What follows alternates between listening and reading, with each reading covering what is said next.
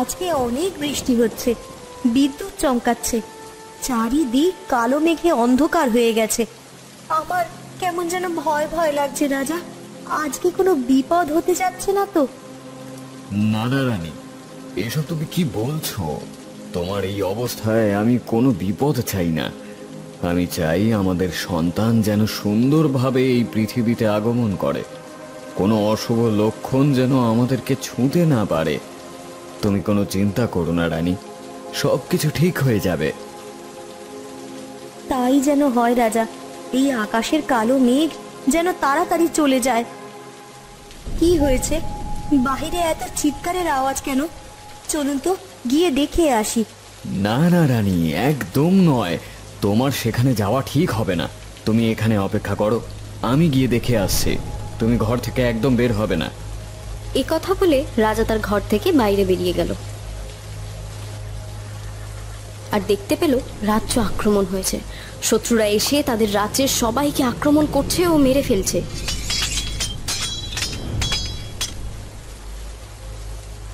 এসব দেখে রাজা দ্রুত রানীর কাছে চলে গেল।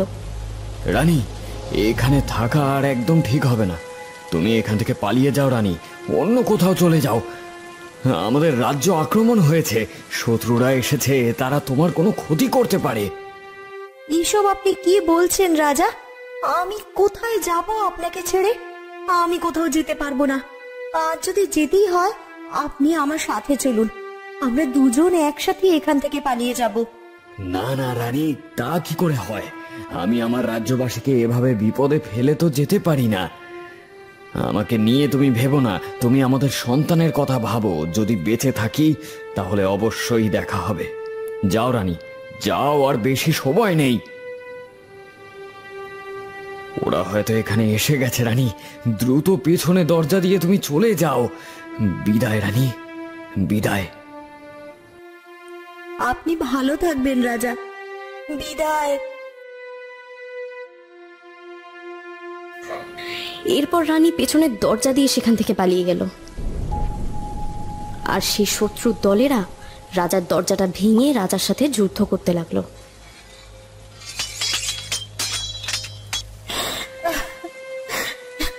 এসব কি হয়ে গেল? এখন আমি বৃষ্টির মধ্যে কোথায় যাব? আশেপাশে তো কোনো কুটিরও দেখতে পাচ্ছি না।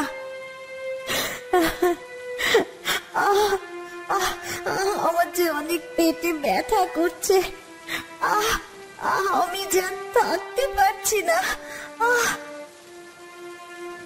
রানীর প্রসব বেদনা উঠে যায় আর রানী অনেক কষ্ট করে হাঁটতে থাকে। হাঁটতে হাঁটতে সে দেখতে পায় একটা বড় নদীর কাছে সে চলে এসেছে, যার পাশে ছিল একটা বিশাল বড় জঙ্গল।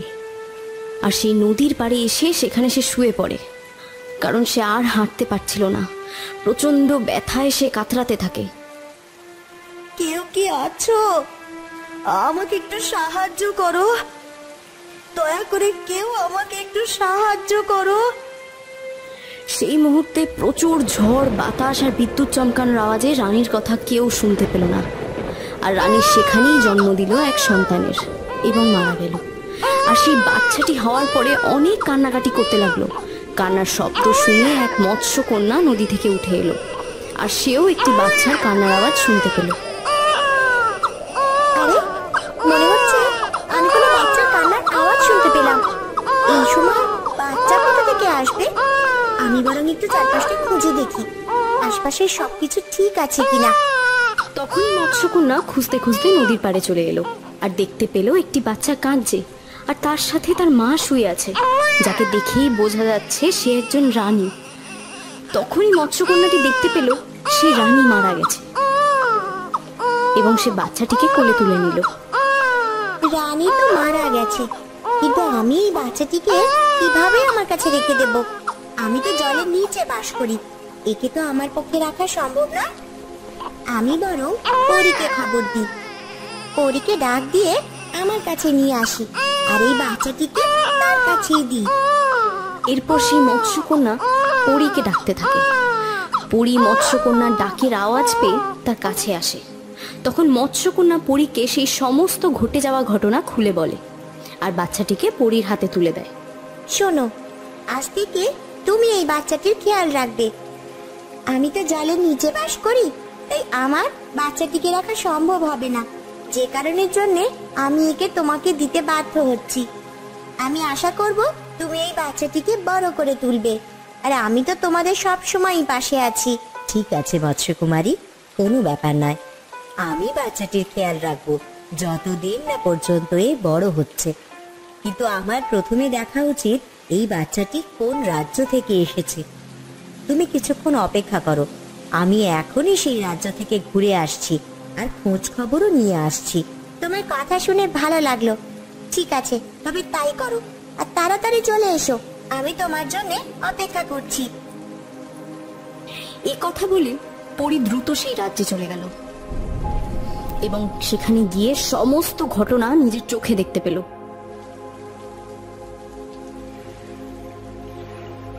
পরের দিন সকালে পরীর রাজ্যে অনেকেই আসে আর তারা বাচ্চাটার ব্যাপারে কথা বলতে থাকে। সেখানে থাকা একটি সাপ তখন পরীকে বলে, এসব কি হচ্ছে পরী? পরীদের রাজ্যে কিনা একটি মানুষের বাচ্চার কান্নার আওয়াজ, এ কি করে হতে পারে? তুমি বাচ্চাটিকে কোথায় পেয়েছো? আমি তোমাদের সব কথা খুলে বলছি, সবটা না শুনে তোমরা কেউ আমাকে দোষারোপ করতে পারো না। এরপর একে একে ঘটে যাওয়া সমস্ত ঘটনা সেখানকার সবাইকে জানালো, যেন তারা পরীকে কিচ্ছু বলতে না পারে যে পরী কেন একটা মানুষের বাচ্চাকে নিয়ে তিলে তিলে বড় করছে।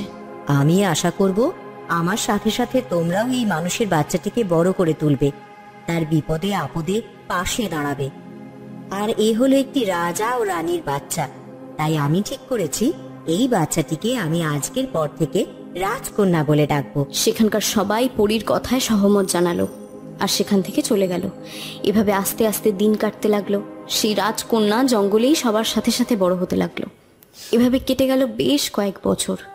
রাজকন্যা জঙ্গলের একটা ফুলের বাগানের ফুলগুলোতে জল দিচ্ছে, আর সেই সময় সেখানে থাকা পরীর একটা বাচ্চা পরীকে গিয়ে বলল, মা, মা, আমাকে নিয়ে একটু বাইরে ঘুরতে চলো না, আমার যে ঘুরতে যেতে ভীষণ ইচ্ছে করছে, চলো না মা, চলো না। মা? ওই বাচ্চা পরীর যদি মা থেকে থাকে তাহলে তো আমারও নিশ্চয়ই মা আছে। তাহলে আমার মা কোথায়? আমি বরং পরীকে গিয়ে জিজ্ঞাসা করে আসি। আচ্ছা পরী, তুমি কি জানো আমার মা কোথায়? আমি ছোট থেকেই দেখে আসছি আমার মা নেই। এখানকার সবার মা বাবা আছে, তাহলে আমার মা বাবা কোথায়? তুমি আমাকে আমার মা বাবার কাছে নিয়ে চলো না পরী, আমি তাদের কাছে যেতে চাই। আমি দুঃখিত রাজকন্যা, আমি তোমাকে তোমার মা বাবার কাছে নিয়ে যেতে পারবো না, তুমি আমাকে ক্ষমা করে দাও। কিন্তু কেন, কেন আমার মা বাবার কাছে নিয়ে যেতে পারবে না? আমাকে সবটা খুলে বলো।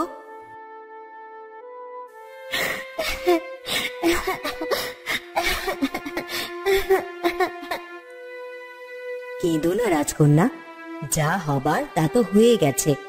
আগের কথা ভেবে তুমি মন খারাপ করো না, এখন আর আমাদের কিছুই করার নেই। কিন্তু আমাকে তো কিছু করতেই হবে, আমাকে যে প্রতিশোধ নিতেই হবে। তোমরা বলো, তোমরা সবাই আমাকে সাহায্য করবে তো? আমি আমার এই শত্রুদের ছাড়বো না, যারা কিনা আমার বাবাকে মেরে ফেলেছে। আমার মাও যে তাদের জন্যই মারা গেছে, আর আমাদের রাজ্যবাসীরাও যে তাদেরই হাতে মারা গেছে। আমি প্রতিশোধ নিতে চাই পরী। কিন্তু এ কি করে সম্ভব রাজকন্যা? আমরা কি করে প্রতিশোধ নিতে পারবো? তোমরা যদি সবাই আমাকে সাহায্য করো তাহলে অবশ্যই সম্ভব। আমি ওই শত্রুদেরকে ছাড়বো না। কিন্তু এখন আমাদের কি করতে হবে রাজকন্যা? তুমি আমাদের সবকিছু খুলে বলো, আমরা অবশ্যই তোমাকে সাহায্য করব।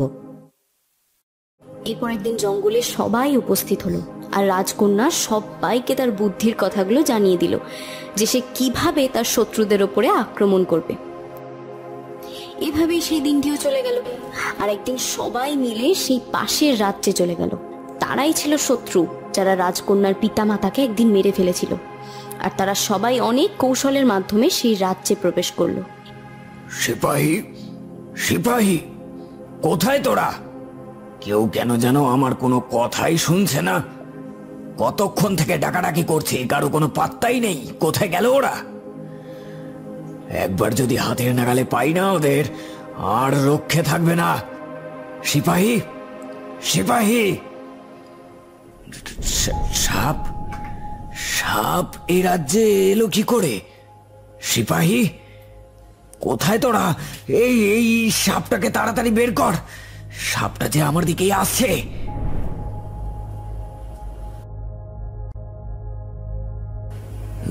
কে কে তুমি? তুমি এখানে কি করছো? তোমাকে তো আমি চিনি না। তুমি আমার রাজ্যে কি করে এলে? এখানে আমি আসবো না তো কে আসবে? এখানে যে আমাকে আসতেই হতো এক না একদিন, তাই তো আমি চলে এলাম। আমি প্রতিশোধ নিতে এসেছি। তুমি আমার বাবাকে মেরে ফেলেছিলে, যার জন্যে আমি আমার মা বাবাকে আমার কাছে পাইনি। তুমি কি তাহলে সেই রাজ্যের রাজকন্যা, যাদের রাজ্য আমি ধ্বংস করে দিয়েছি? হ্যাঁ, আমি সেই রাজ্যের রাজকন্যা, যে রাজ্যটিকে তুমি ধ্বংস করে দিয়েছো। রাজ্যের রাজ্যবাসীকে তুমি মেরে ফেলেছো, আমার বাবাকে মেরেছো। আর আজকে আমি সেই প্রতিশোধ নিতে এসেছি। আজ আমি তোমাকে মেরে ফেলবো। না না না, এ হতে পারে না। আমি মরতে পারি না। কে কোথায় আছো? তাড়াতাড়ি এখানে চলে আসো, আর আর এদেরকে মেরে ফেলো। তোমার ডাকে কেউ সাড়া দেবে না, কারণ সবাই মারা গেছে। আমরা সবাইকে মেরে ফেলেছি, আর এবার তোমার পালা। এ কথা শুনে রুদ্র পালাতে যায়, আর যেদিকে পালাতে যাবে সেই দিকেই সবাই তাকে ঘিরে ধরতে যায়। তাই রুদ্র পালাতে পারে না, আর সাপটি তার সামনে এসে ছোবল মারে। সেখানেই রুদ্র মারা যায়। আর এভাবে রাজকন্যা তার প্রতিশোধ নিয়ে নেয়। তোমাদের অনেক ধন্যবাদ বন্ধুরা, যে তোমরা আমাকে এই বিপদের সময় এমন ভাবে সাহায্য করেছো। আমি তোমাদের এই ঋণ কখনো ভুলবো না। তবে এবার যে আমাকে আমার রাজ্যে ফিরে যেতে হবে। এরপর রাজকন্যা তার রাজ্যে ফিরে যায়, আর সেখানেই সে থাকতে শুরু করে। আর এরপর থেকে রাজকন্যা সেই রাজ্যটিকে শাসন করতে থাকে।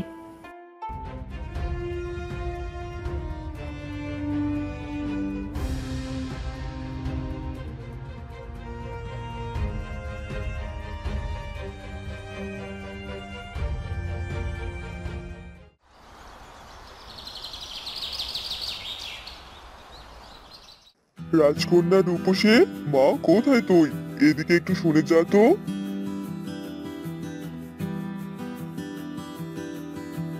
হ্যাঁ পিতা, বলো তুমি আমাকে ডাকছিলে কেন? আবার তো এখন বাহিরে যাওয়ার সময় হয়ে গেছে, আমাকে যে বাহিরে যেতে হবে। তুমি কি আমায় কিছু বলবে? হ্যাঁ রে রূপসী, তুই যেখানে যাবি সাবধানে যাবি। তুই যে এই জলের রাজকন্যা, জানিস তোর কত শত্রু। শত্রুদের হাত থেকে সবসময় নিজেকে রক্ষা করতে হবে। তাই বলি কি, চারদিকে চোখ কান খোলা রাখবি, তোর যেন কোনো বিপদ না হয়। আরে পিতা, তুমি আমাকে নিয়ে ভেবো না তো, আমার কিছু হবে না।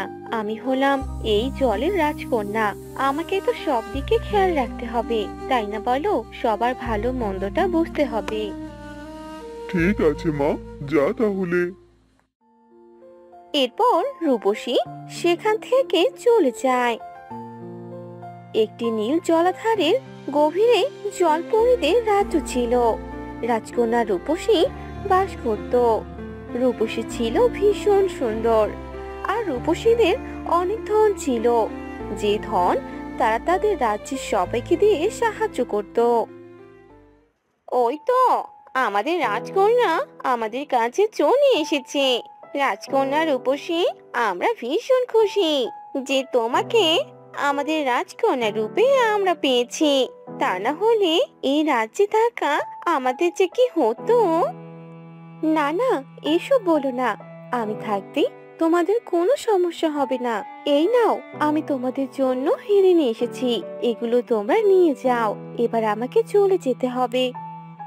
এ কথা বলে রাজকন্যা রূপসী সেখান থেকে চলে গেল। অন্যদিকে সেই নদীর উপরে দুজন লোক বসে কথা বলছিল। তারা আসলে চোর ছিল। আরে মন্টু মিয়া, এতক্ষণ বসে বসে কি ভাবলি? কোনো আইডিয়া পেলি? বল বল, মাথায় কি ঢুকলো তোর? নাকি চুরি করার বাদ দিয়ে দিবি? আরে কালু দাদা, তুমি যে কি বলো না, এতদিনের অভ্যাস কিনা একদিনে ছাড়া যায়? কি চুরি করব সেটাই ভাবছিলাম। চুরি করার মতো তো আশেপাশে কিছুই দেখছি না। বেশ কয়েকবারও তো জেলে গিয়েছি, একটু একটু ভয় লাগছে। তবুও চুরি করা, এটা যে আমার জন্মগত পেশা। ওই আমারও তো একই অবস্থা। একদিন চুরি না করলে যে আমার পেটের ভাত হজমই হয় না। চুরি করাতে আমি অনেক শান্তি পাই। মার খেলেও কিছু মনে হয় না রে। মার খেতে খেতে তো শরীরটা আমার শক্ত হয়ে গেছে। ঠিকই বলেছো। তবে এখন ভাবতে হবে আমরা কি চুরি করব। না হলে চলো আজ বরং বাড়িতেই যাই, নয়তো কেউ আমাদের দেখলে বিপদ হতে পারে। আজকে আর চুরি করতে হবে না। হ্যাঁ, তা তো ঠিকই বলেছিস।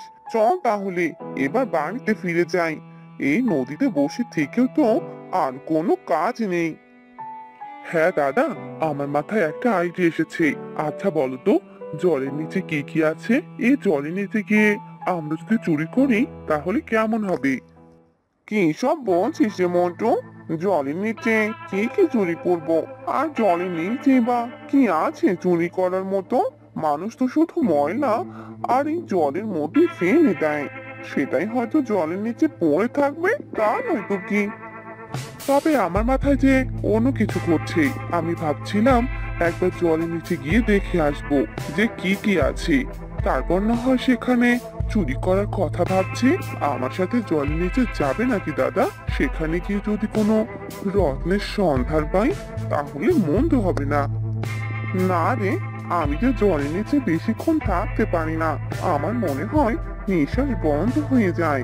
আমি এত গভীর জলের নিচে থাকতে পারবো না রে। ঠিক আছে দাদা, তুমি না হয় জলের উপরেই থেকো, আমি জলের নিচ থেকে একবার ঘুরে আসবো। ঠিক আছে, এবার চলো আমরা এবার বাড়িতে ফিরে যাই।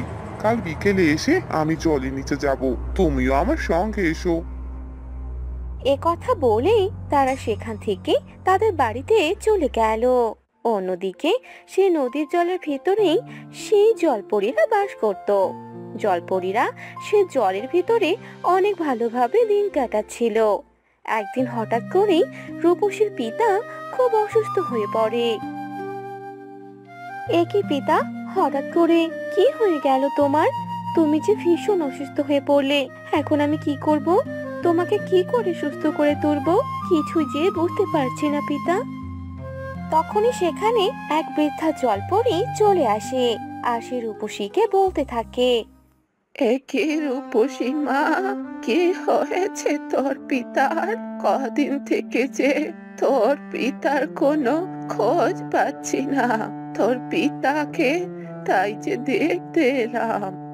দেখো না বুড়িমা, পিতার যে কি হয়ে গেল। পিতা যে কদিন থেকে খুব অসুস্থ। আমি যে কোনোভাবে পিতাকে সুস্থ করতে পারছি না।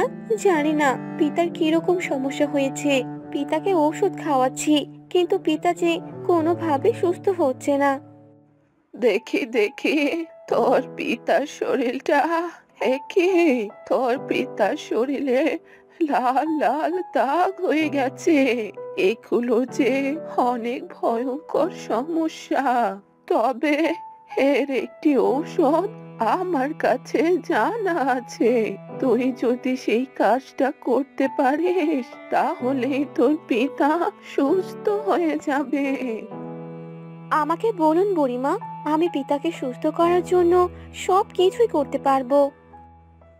আমাদের এই রাজ্য থেকে অনেকটা দূরে একটি পঞ্চতলী নামে জায়গা আছে। সেখানে কিছু নীল রঙের ফুল গাছ পাওয়া যায়। তোকে সেই ফুলটি নিয়ে আসতে হবে। সেই ফুলটি নিয়ে আসতে গেলে তোকে অনেক বাধা বিপত্তি পার হতে হবে। যদি সেই সবগুলো পার করতে পারিস আর ফুলটি আনতে পারিস, তবে তোর পিতাকে সুস্থ করতে পারবি। আমি রাজি বুড়িমা। আমি আজই ওই পঞ্চতলীর জায়গাতে যাব আর সেখান থেকে ফুল নিয়ে এসে পিতাকে সুস্থ করে তুলবো। এ কথা বলে রাজকন্যা রূপসী তার রাজ্য থেকে বের হয়ে গেল আর সেই পঞ্চতলী জায়গাতে যেতে লাগলো।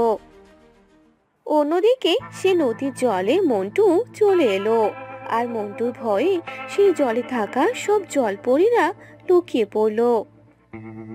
আরে বাহ, নদীর তলদেশটা তো বেশ সুন্দর মনে হচ্ছে। এইখানে কেউ থাকে? আমি বরং আশেপাশটা ভালো করে খুঁজে দেখি, কোন স্বর্ণ পেলে ভালোই হবে। হা হা হা হা। একেই, এই মানুষটা আবার নদীর তলদেশে কেন এলো? এ আবার আমাদের কোনো ক্ষতি করবে না তো? বড্ড ভয় লাগে। তবে এখন তো আমাদের রাজকন্যাও এখানে নেই, কি হবে এবার? এরপর মন্টু চারদিকে ঘুরতে লাগলো আর মন্টু সেই রাজকন্যাদের ঘরে প্রবেশ করলো আর সেখানে কিছু হিরে দেখতে পেল। হিরেগুলো চকচক করছিল। এগুলো নিয়ে সেখান থেকে মন্টু পালিয়ে গেল আর জলের উপরে উঠে আসলো। কি রে, কি হয়েছে? তোর আসতে এত দেরি হলো যে? জলের ভিতরে কিছু পেলি? আরে পেলি মানে কি বলছো দাদা? এই দেখো কে নিয়ে এসেছি। হিরে হিরে, বুঝলে? জলের ভিতরে যে হিরে পেলাম, আমি যে কোটিপতি হয়ে যাব আর আমি হব চোরের রাজা। আমার কথায় অনেক কর্মচারী কাজ করবে। আমার যে ভাবতেই ভালো লাগছে।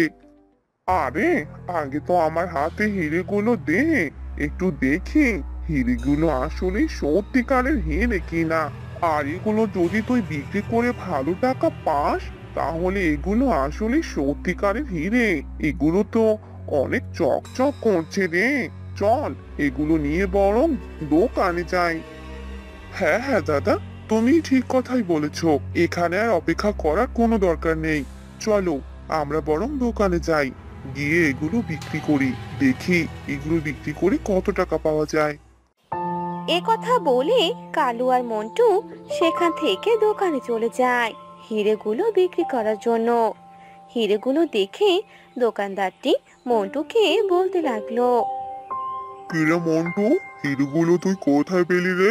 এগুলো যে একদম আসল হিরে। এরকম হিরে যে এখন আর পাওয়া যায় না। তবে এই হিরেগুলো তুই কোথায় পেলি শুনি? এত কিছু শুনে তুমি কি করবে দাদা? তুমি তোমার কাজ করো। যদি হিরেগুলো নিতে চাও, তাহলে হিরেগুলো নিয়ে আমাকে টাকা ফেরত দাও। তা না হলে আমরা এখন অন্য দোকানে গেলাম। আরে না না, কোথায় যাচ্ছিস? তোর হিরেগুলো আমি নেব। এত ভালো হিরে, এগুলো ছাড় দেয়া যাবে না। দাঁড়া, আমি তোকে হিরের দাম অনুযায়ী টাকা দিয়ে দিচ্ছি। হ্যাঁ হ্যাঁ, বেশ বেশ, তাই করো। আমাকে টাকাই দিয়ে দাও। হিরেগুলো বিক্রি করে মন্টু বেশ কিছু টাকা পেল। টাকা পেয়ে তার মনটা তো ভীষণ খুশি হয়ে গেল আর সেখান থেকে চলে গেল। অন্যদিকে জলে থাকা রাজকন্যা রূপসী তার পিতার জন্য সে ফুলের কাছে চলে গেল। যখনই রূপসী সে ফুলটি ছিঁড়তে যাবে, তখনই সে ফুলের পাশ থেকে একটি বিষধর সাপ বেরিয়ে এলো। তোর সাহস কি করে হলো আমার জায়গাতে এসে আমার গাছে ফুল ছেঁড়ার? তোকে আমি ছাড়বো না। আমার গাছের ফুল কেউ কখনো ছিঁড়তে পারেনি, আর তুই কিনে এসেছিস আমার গাছের ফুল ছেঁড়ার জন্য? আমাকে ক্ষমা করে দাও, তবে তোমার গাছের একটি ফুল আমাকে ছিঁড়ে দাও, নয়তো আমি আমার পিতাকে যে সুস্থ করতে পারবো না। এ কখনোই সম্ভব নয়। আমি আমার গাছের ফুল কখনোই কাউকে দেব না। যদি তুই আমার কথা না শুনিস, তবে আমি তোকে ছবল মারতে বাধ্য হব। এখান থেকে চলে যা। দয়া করো, আমাকে সাহায্য করো। আমাকে এভাবে খালি হাতে ফিরিয়ে দিও না। আমি একজন রাজকন্যা হয়ে যদি আমার পিতাকে সুস্থ করতে না পারি, তাহলে আমি আমার পিতার একজন ব্যর্থহীন কন্যা। সাথে করে আমার রাজ্যের সামনে যে আমাকে মাথা নিচু হয়ে থাকতে হবে, আমাকে সাহায্য করো। আরে হয়েছে হয়েছে, এভাবে আর কান্না করতে হবে না, ঠিক আছে? আমি তোর দুঃখটা বুঝতে পারছি। তুই আমার কাছ থেকে একটি ফুল নিয়ে যেতে পারিস, তবে আমি শুধু তোকে একটি ফুলই দিতে পারবো। ধন্যবাদ তোমাকে আমাকে সাহায্য করার জন্য। এ কথা বলে রাজকন্যা রূপসী সেখান থেকে একটি ফুল নিয়ে রাজ্যে চলে যায়। এই নাও বুড়িমা, আমি যে বেশি করে ফুল আনতে পারিনি, শুধু একটি ফুল নিয়ে এসেছি। এই একটি ফুল দিয়ে কি তুমি আমার পিতাকে সুস্থ করে দিতে পারবে? হ্যাঁ হ্যাঁ, সত্যি কোনো ব্যাপার নয়। একটি ফুল দিয়েই তোর পিতাকে সুস্থ করে তুলবো। আমাকে আগে এই ফুলের রস বানাতে হবে, তারপর এই রস তোর পিতার পুরো শরীরে দিতে হবে। 2-3 দিন কেটে যাওয়ার পর তোর পিতা একদম সুস্থ হয়ে যাবে রে, তুই কোনো চিন্তা করিস না। তাহলে তাই করো বুড়িমা, তুমি আমার পিতাকে তাড়াতাড়ি সুস্থ করে দাও। আমি এখনই আসছি। এ কথা বলে রূপসী বাহিরে চলে যায়। তখনই এলিনা রূপসীর কাছে আসে আর রূপসীকে বলতে থাকে, রাজকন্যা তুমি চলে এসেছো। এদিকে যে মহা বিপদ হয়ে গেছে। আমাদের এই রাজ্যে মানুষ প্রবেশ করেছিল যে কিনা তোমাদের ঘর থেকে কয়েকটি হীরা চুরি করে নিয়ে গেছে। আমাদের মনে হয় সেই মানুষটি আবারও এই হীরের কাছে আসতে পারে। আমাদের যে খুব বিপদ, তুমি তো জানোই আমরা মানুষদেরকে ভীষণ ভয় করি। তারা যদি আমাদের কোনো ক্ষতি করে দেয় তাহলে আমাদের কি হবে?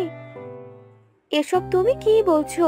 আমি কিছুক্ষণের জন্য রাজ্যে ছিলাম না, আর তাতে কিনা একজন মানুষ এসে আমাদের ঘর থেকে হিরে নিয়ে গেল। আমাদের হিরে যদি নিয়ে চলে যায় তাহলে আমাদের কি দশা হবে? তোমরা সবাই তখন কোথায় ছিলে? আসলে আমরা সবাই অনেক ভয় পেয়েছিলাম, তাই আমরা ওই মানুষকে দেখার পর লুকিয়েছিলাম। তোমরা ভয় না পেয়ে যদি তোমরা সবাই মিলে ওই মানুষের সামনে গিয়ে দাঁড়াতে, তাহলে ওই একটি মানুষ তোমাদের দেখে ভয় পেয়ে যেত। আর তোমরা এটা কি করলে? তোমরা সবাই কিনা লুকিয়ে পড়লে, আর সেই মানুষটি এসে আমাদের হিরে চুরি করে নিয়ে গেল। আমাদের ক্ষমা করে দাও রাজকন্যা, আমাদের ভুল হয়ে গেছে। এরপর সেখান থেকে তারা চলে গেল। আর সেই চোর এতগুলো টাকা পাওয়ার পর আবারও ভাবতে লাগলো যে সে আবারও নদীর জলে আসবে আর হিরে চুরি করে নিয়ে যাবে। প্রথমে সে তার দলবলকে পাঠিয়ে দিল, কিন্তু সে চোরের দলবলরা জলের গভীরে গেল আর হিরে না পেয়ে সেখান থেকে চলে গেল।